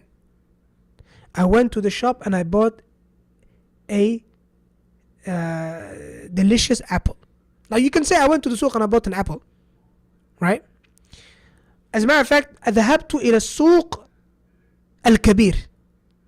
Or ذهبت إلى سوق الفواكه واشتريت تفاحا لذيذا. Okay? I went to the fruit market and I bought a delicious apple. Now, you could have said I went to the market and bought an apple. But look at the difference now, the sentence where you say I went to the fruit market and I bought a delicious apple. You give more meaning to your sentence. Someone is more likely now to listen to you as opposed to talking without these adjectives. So adjectives, they're called modifiers in English grammar, okay? And they give spice to your language. Really, really important, okay? They give meaning and they beautify your language. And then finally we have verbal noun. Verbal noun is also called gerund sometimes. In Arabic it's called masdar, which basically is a noun which is actually taken from a verb. Okay? But it's not a verb, it's actually a noun. So for example, the one that we took so far that I've seen in the book is mushahada, to watch. Now mushahada, to watch or watching, is taken from the verb he watches or to watch. Okay? So it's basically the verb but then without the aspect of time. So for example, we have he eats, or he ate, or he is eating. This is obviously a verb. It tells you when he's doing it now, or he's going to do it in the future. He will eat, or he ate in the past. Fine. But the act of eating itself, eating. Okay? I love eating. Right? There is no time associated with that. It's infinite. Right? That's what we call verbal nouns. Very, very important when it comes to the language. You'll see it everywhere you come across. You'll see it everywhere. Okay? So these are basically, it's the noun form of verbs. So whenever you have a verb, there's a verbal noun that is derived from it.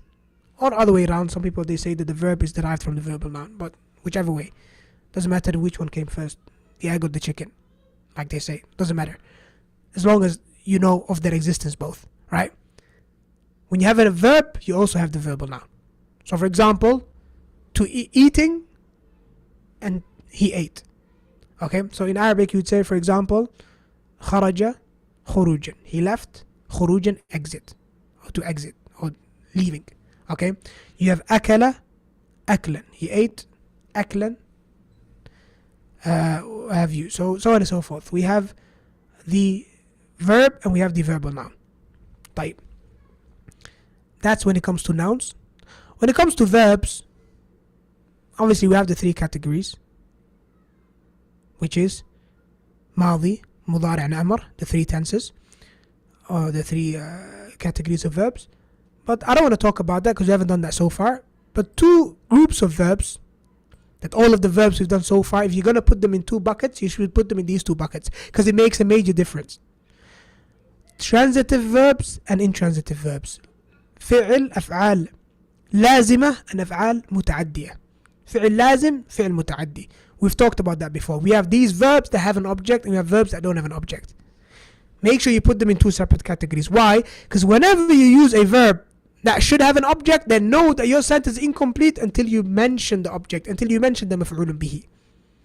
Likewise, whenever you use an intransitive verb that is lazim, that shouldn't have an object, then don't try and bring an object. Okay? To give you an example. ذهب, which means to go. ذهب محمد. ذهب is an intransitive verb. It's a verb that is lazim. It doesn't need an object. Therefore, if I say ذهب محمد, محمد went, my sentence is complete. It's complete, no problem. But if I say أكل محمد, or if I say, for example, let me give you a better example. If I say, for example, well, let's use a classic example they always use in grammar. ضرب محمد. Muhammad hit. And I think they use this example because hitting is really, you can really feel the object side of it. Someone's getting hit, you know. That verb is, it's not just grammatically affecting someone, it's physically affecting someone, right? So ضرب محمد, Muhammad hit. That's an incomplete sentence because the listener will want to know who he hit. Muhammad hit only is not enough. ضرب محمد, who did he hit? Okay, so that would be a transitive verb. That would be فعل متعدي. For فعل متعدي, you have to come up with an object. So for example, if I give you a template sentence or a random sentence generating exercise, and I give you 3 words, and I say to you person, verb, object. Yes, for example. Then make sure that the verb that you pick has to be a transitive verb. It has to be متعدي. If you use an intransitive one, you're going to be in trouble. Okay? So that's when it comes to the verbs. Then we have function words. What function words can you think of? I should have said to you what verbs can you think of as well. Should have asked that. But let me ask this quickly now. And don't tell me, actually, yeah. Write for me 2 function words. Let's see what you can come up with. Same as before on Vocab, write 2 function words.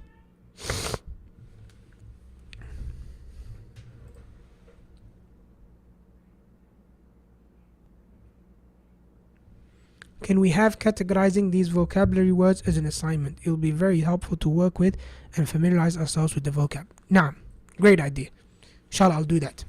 Before I give you the ready diagrams or whatever, I'll post it as an assignment. Okay, all of you can have a go at it, and then inshallah after that we will categorize all of these words, inshallah.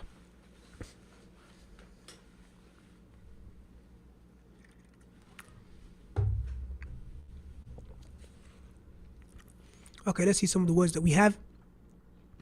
We have kam, we have ila, we have kayf, we have fi, bought, catch. We don't want English.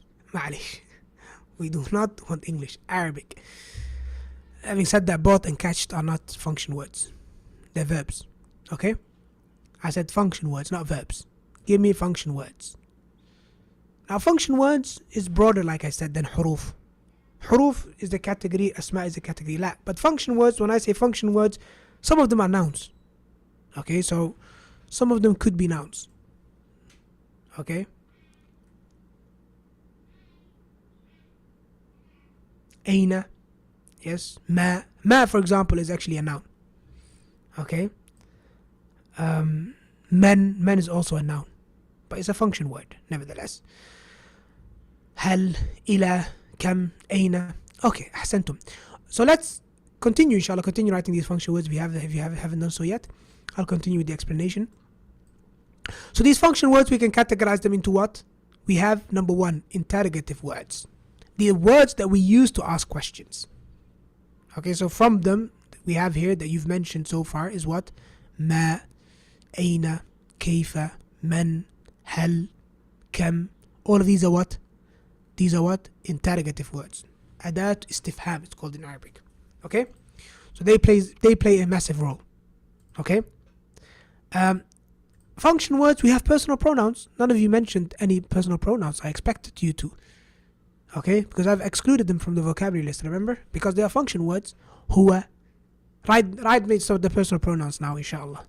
We have huwa. What else? We've done so far. We have huwa. We have somebody wrote something. I can't see it. Ana, yes, ana. We have huwa, we have hiya, we have ana, we have anta, we have anti. These are personal pronouns. We have prepositions. Okay, we've got a lot of examples here.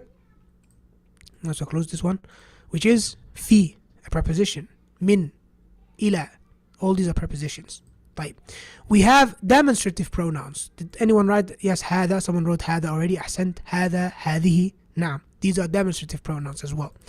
Then we have conjunction words. Nobody wrote these. We only took one so far, which is wa, and. So conjunction words are words you use to connect 2 sentences together or 2 words together or what have you. Okay? So wa, for example, it's called huruf atf. Wa, thumma. We haven't covered those yet. Okay? And finally, we have suffixes. Yes, these are also function words. Those words that we add to the end of another word. Who can give me an example? I think we've done so far probably 1 suffix. I think I can think of 1. Maybe there are more.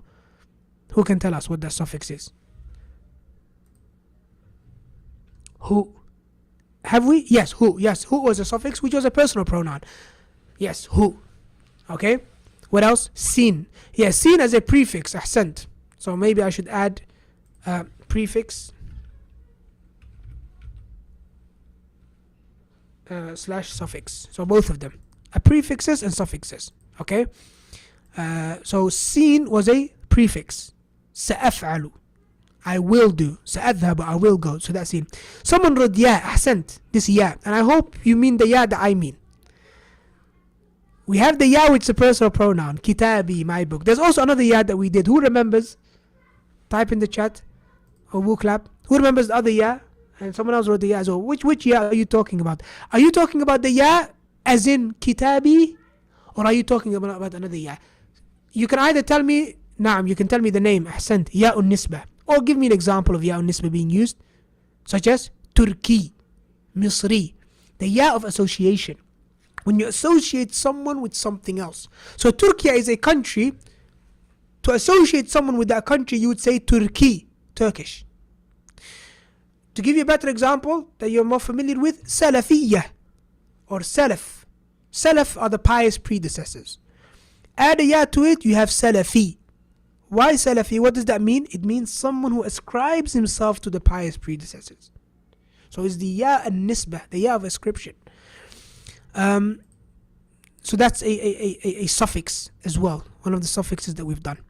Okay, so these are the function words. Now, ta as in ta marbuta. Yes, ta marbuta as well. You can consider it to be a suffix, which denotes what? It denotes feminine nouns. So you can have any of the adjectives or nouns that have the form of adjectives, and then you can add a ta marbuta to it. It will become female. So you have talib, talibah, muhandis, muhandisa, kabir, kabira, jamil, jamila, and so on and so forth.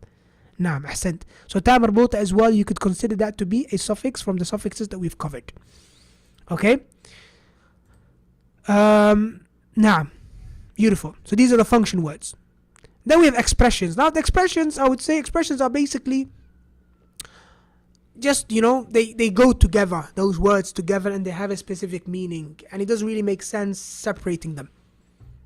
Okay, that's what I would call an expression. That's how it goes, and it's normally not literally translated anyway. So for example, hayya bina, you can't really translate that literally. Okay, but it would translate to let's go. That I would call an expression. And why do I give that a completely separate category? Is because you treat them separately. You don't memorize those kind of words. You don't break it down. You memorize it the way it is. Okay? Even assalamu alaikum, for example. Okay? It's just an expression. You memorize it that way. Okay? And so on and so forth. So expressions as well, I would say all of the expressions we've done so far, I would categorize them, put them completely in a separate place, so that you don't end up over-analyzing them or cutting them down into their constituent parts, because that would confuse you. So, assalamu alaikum, memorize it that way. Hayya bina, memorize it that way. Okay? And then we have other, which probably I can't think of something. I personally can't think of so far something that does not fit in one of these four categories. But as we go forward, if we do find something, we might put it in the other. And if it builds up to become a critical mass, then we might give it its own category. We'll look at that later, inshallah. Is that clear so far, everyone? Before we just quickly go over the semantics or the semantical categories. Okay, so again, today it's all about what? It's all about, knowing how to deal with vocab, right? So the final thing that I want to mention are the semantical categories. Now this is basically, it's completely separate from the grammatical categories, okay? As in, you don't really look at it. Normally, they are from the same grammatical category, but it doesn't have to be the case, all right? So what do I mean by that? Semantical categories. For example, opposites, okay? Really, really important that you memorize, you learn a word along with its opposite, okay? Because even when you're going to speak as well within your sentences, in Arabic it's called, in balagha, in Arabic rhetoric it's used as well, which is basically when you use two opposites to contrast. Okay, so people, they use it within their language. They use two opposites to contrast, to paint a better picture. All right, so you might say, for example, هذا رجل طويل وليس بقصير. That this is a tall man and he's not short. Okay, it's obvious, but rhetorically, it's people, they speak like that. Okay, so knowing the opposites is important, and also going forward, inshallah, we haven't done many opposites so far, but it's also one of the ways I will assess your vocabulary. Okay, today I gave you the English, and I told you to do what? To translate it to Arabic, صح? لا. Inshallah ta'ala, in the future, I'm going to be assessing your Arabic vocabulary in Arabic. And this is how we do it, by way of these semantical categories. So for example, instead of saying to you, how do you say father in Arabic, I'm going to say to you, what's the opposite of I'm going to say to you, for example, what's the opposite of kabir? Okay, alright. So that's very important. Gender and masculine, I wouldn't consider them to be opposites. Those come under the grammatical categories, mainly because when we talk about semantical categories, about the meaning. When I say talib and taliba, it's the same meaning. Both means student. It's just that one is female, one is male. This is a grammatical aspect. We mentioned that nouns have 4 attributes: definiteness, gender, number, and what's it called? What's the 4th one? I'rab, declension. So yeah, I wouldn't consider that gender, because the meaning would be the same, right? And having said that, this probably doesn't belong here as well. This one probably belongs as a grammatical category, but I added it here as well, which is plurals. Plurals, which basically another way I might assess you. Instead of saying to you, how do we say rooms, I'm going to say to you, what's the plural of غرفة? غرف. Okay, and so on and so forth. So that again is not a semantical category, I have to be honest with you. That's a grammatical category.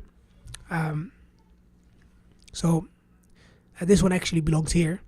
And when I say to you it belongs here under grammatical category, it doesn't belong here as a separate category. It just belongs as an extension of any of these categories. So whenever you have a proper noun, or whenever you have a person, for example, you can make it masculine or feminine. You can make it singular or plural. Okay, so this is like an extension of these. Okay, when it comes to this one. All right, so let me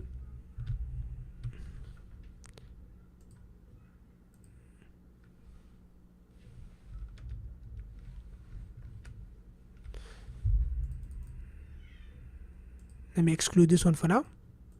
All right, so we have opposites. We have association. What do I mean by association? There are certain words that go with certain words, right? Just that's the way it goes, right? And I'm telling you right now, in the exams that are coming up, you're gonna have questions like that. And I think we had it in the previous exams or test exam as well. Okay, whereby you have, for example, let me think of some examples. Like for example, قرأ and kitab. قرأ and kitab. To read and a book. Reading and book.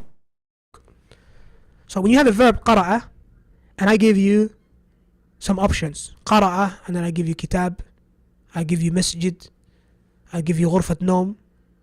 And I give you مطبخ. For example, or I give you نظارة. There can only be one of them can be right. Okay? Why? Because قرأ, you can only read a book, or you can read a magazine. There are certain things that you can read. This kind of, if you like, assessment or categorization is got to do with the meaning. That's why we call it semantical categories. Okay, so the association, certain words go with certain words. Okay, so that's why knowing one word, yes, if you memorize it and learn it along with the word that it goes with, it makes remembering that word much easier.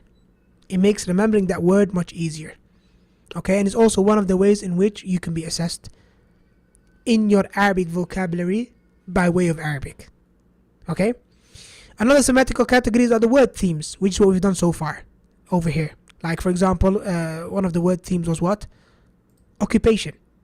Okay, so I can say to you, for example, give me 4 words that denote occupation. Another way in which I can, or I might write it in Arabic or whatever, but another way in which I can assess you on your Arabic vocabulary without you translating. Because, my dear brothers and sisters, we want to avoid learning Arabic through English. We want to avoid this. Now, when we talk about grammar, I explain in English. That's true. Why? Because grammar is all about understanding, and there's no point for me explaining grammatical concepts in Arabic if you don't understand Arabic. There's no point. It beats the purpose, right? But that doesn't mean that you should, for example, whenever you want to recall a word, an Arabic word, I don't want you to go through the translation route. So for example, if I want to say to you, you want to point at someone who's teaching, right? You want to say he's a teacher. So I don't want you to take the long way of thinking of the fact that this person, he's a teacher, and teacher in Arabic means mudarris. La, I don't want you to do that. Some people, they do that. You shouldn't do that. Rather, you should think in Arabic. You should go straight from the meaning to the Arabic word.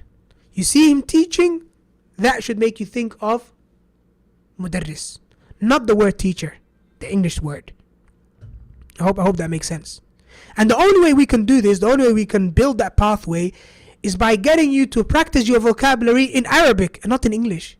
I know that so far, Quizlet, we've been learning Arabic words by way of their English counterparts.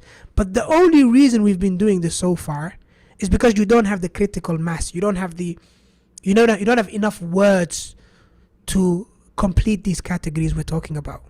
Okay? So in order for me to ask you about occupations, you need to at least know a few of them. Right? When we talk about these semantical categories, opposites, you need to know these words. You need to know the first word, and then I can teach you the other word by way of meaning. So if you know kabir, then I can say to you, وعكس كبير وضد الكبير صغير. That's it. I don't need to even translate it for you. I can say to you كبير. تعرف كبير؟ نعم. ما عكس كبير؟ ما ضد كبير؟ صغير. That's it. Don't go in there in your mind thinking صغير. Okay, so كبير means big. The opposite of big is small. So صغير must mean small. لا. I want you to think of the concept itself. كبير. بيت كبير. بيت صغير. Do you get that concept? Yes. خلاص. I want you to think that way. But we can only do that once you have at least a basis. Some words. Okay? Do you understand? So inshallah ta'ala, as we go forward, we will slowly phase out the whole translation. Okay? And we will introduce vocabulary assessment by way of what? By way of Arabic itself, or we'll try and assess your vocabulary without getting you to translate it. Okay? Inshallah ta'ala. هذا والله أعلم وصلى الله وسلم على نبينا محمد. Any questions, any input, any feedback? What did you think of today's class? Feedback?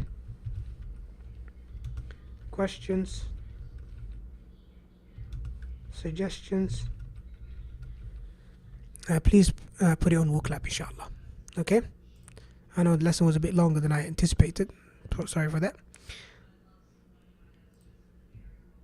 But what do you think of this framework or this way of dealing with vocabulary? This is the first time I'm delivering things this way, or the first time I'm actually doing this or sharing this with someone. So what's your feedback on that? Inshallah ta'ala, like we said, I'm going to post an assignment whereby you get to categorize the vocabulary we've learned so far into their grammatical categories, number 1, and also their semantical categories, inshallah. So I'm going to try and think of a creative way to do that, inshallah.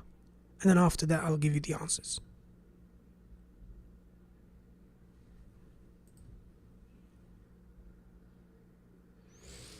Where will this class recording as well as the recent classes be posted? They're all on YouTube. Inshallah ta'ala, I'll repost the playlist link in the Telegram channel. Okay. I think this was extremely beneficial, and it's helping us work with the vocab more so it can become second nature to us, inshallah. I cannot overstress the importance of vocabulary. I did that at the beginning. I talked about it, the importance of vocab. I hope now you understand as well. And at the end of the day, like we said, the limiting factor in your Arabic language is probably going to be vocabulary more than anything else. Theoretical at the moment, need to put it in practice with groupings. Nah, mashallah. I love that. Yes. Theory is nothing until you put it into practice. Okay? Knowledge is not knowledge until it's acted upon, until it's put to use. Where you post the homeworks. I post all of the homework on Google Classroom, and the link is in the channel. The Telegram channel. It was a little long but extremely beneficial. Much needed to be more instinctive in speaking. Articulating words makes you think. Yeah, sorry, I know it was long. Sorry, I'm very notorious for that. Hayyakumullah. Can you benefit by testing us with the groupings so we can get used to them? Yes, I will share all the groupings. I mean, I know it's theory today, needs to be put into practice, but like some of the students mentioned, it's probably more useful if I get you to have a go first, and then I give you the answer. So next step is I'm gonna give you a list of all the vocab, and you're gonna put everything where it belongs, where you think it belongs, and then after that, inshallah ta'ala, I'll give you the answers. Now, barakallah feekum. I was listening to this class in front of an Arab and they learned new things too. MashaAllah. Alhamdulillah. Alhamdulillah. Jazakallah khair. Okay. Inshallah will suffice with that. It's been long enough. Of course, there has been no workshop today, obviously. Going forward, so this is my suggestion. And I definitely need your feedback on this. Actually, we'll keep up the same question. So this is my suggestion. My suggestion is that next session is going to be obviously about the grammar concepts, which we can have on Saturday or tomorrow, Wednesday. I'll put a poll in the channel, okay? Then the session after that is going to be after you do the quarterly test. We're talking about the test and how you did. I suggest that session is on Tuesday, okay? That will give you more time to do the quarterly test, inshallah. And we'll also do a workshop on Tuesday, okay? So we'll go over the test answers and we'll do a workshop as well. Then we have the midterm exam. I'll make the deadline for Friday. So I'll make the deadline for Friday morning, I would say Thursday night. So I have Friday in order to mark it. And on Saturday, we'll do on Saturday next week. No, not Saturday. No, Saturday next week, not this Saturday, the following Saturday, we have to start the new unit 5. Okay, so we have to finish this by next week. So again, a session on grammar concepts, we're probably going to do that tomorrow. And then we will talk about the quarterly test on Saturday, inshallah. On Tuesday, we'll talk about the midterm exam.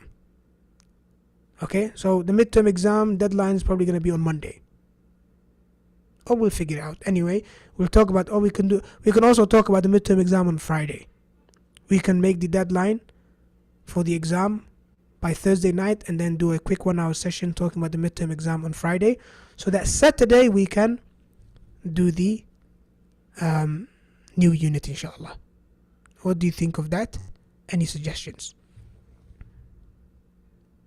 Okay, I would have hoped to finish all of the revision this week, but like I said earlier at the beginning of the lesson, what's more important is that I personally love revision sessions because it allows us to get the bigger picture.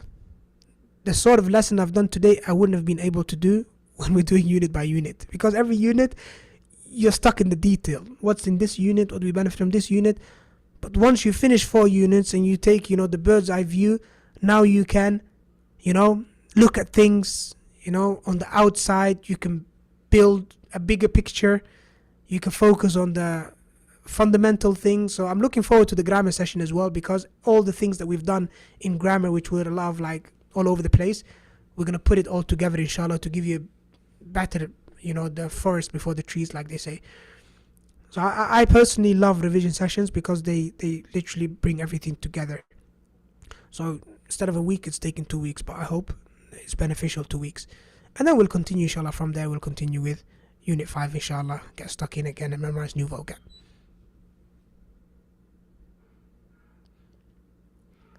I'm confused by the days, what I said.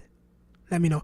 I don't want to rush ahead as I need to grasp all that we've done. So happy if we space this out so we have time to digest. Okay. When are we having the revision fair workshop? The revision workshop is going to be on Saturday and Tuesday. So workshops for speaking, when we, do the speaking part. Workshop Saturday and Tuesday. I repeat, workshop Saturday and Tuesday. A lecture and a workshop. Okay? Could grammar session be this Thursday or Saturday instead of tomorrow, please? Okay, good. No problem. We'll do that. Thursday I've got a tajweed class, but we'll see how we do that, inshallah. No problem. I think tomorrow is too early. I agree with you. We'll post it on the channel, inshallah. So it will either be Thursday or Saturday or maybe even Friday. We'll discuss that in the channel. Yes, the days. You're confused by the days. Yeah, I don't blame you for being confused because it's up in the air. All I know is we're going to have 3 sessions. When those sessions are going to be, we'll figure out, inshallah.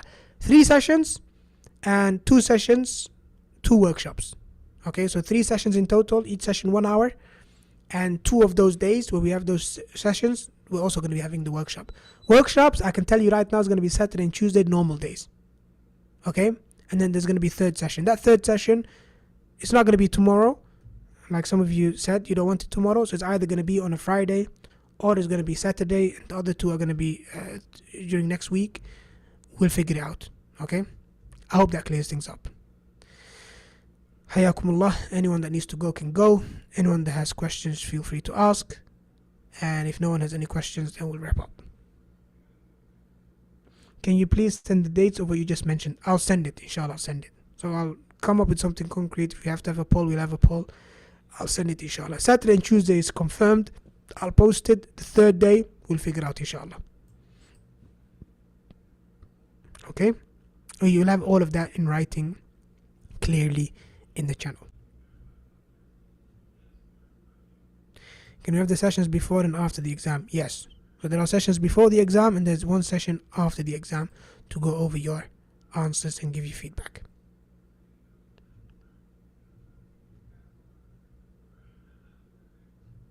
Okay? Right. So I think that's all we have. I don't think anyone else got any questions. If you do have questions, the WooClap link will still be live. Make sure you just post it on WooClap. هذا والله أعلم وصلى الله وسلم على نبينا محمد. السلام عليكم ورحمة الله وبركاته. I'll see all of you inshallah ta'ala on Saturday. Inshallah, or before.